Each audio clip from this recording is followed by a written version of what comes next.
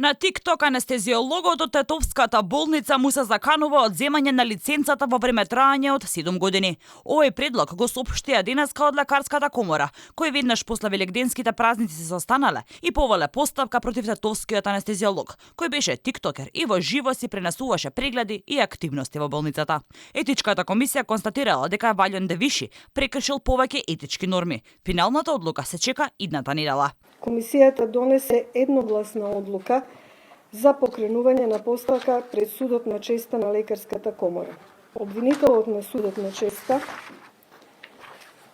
по разгледувањето на пријавата истата ја прифати и до судот на честа на лекарска комора достави обвинение против доктор Валјон Дервиши, анестезиолог кој веќе не е вработен, бил вработен во јавната здравствена установа Клиничка болница Тетово, со предлог судот на честа да му изрече мерка за временно одземање на лиценца за работа. Председателката на комисијата вели дека лекарите требало одговорно и професионално да си ја вршат работата. Посочи дека највеќе што можеле да направат е да му ја одземат лиценцата на 7 години. Трајно одземање тие можеле да направат, оти за тоа требало судска пресуда. Лекарската комора уште еднаш изразува најостра осуда за инцидентот и искрено жалење за состојбата во која се доведени пациентите.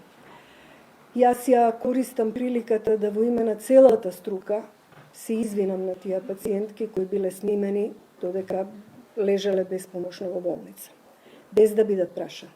Претходно судот му определи 8-дневен притвор на анестезиологот од Тетовската болница, кој тајно ги снимал пациентите и ги објавувал на социјалната мрежа TikTok.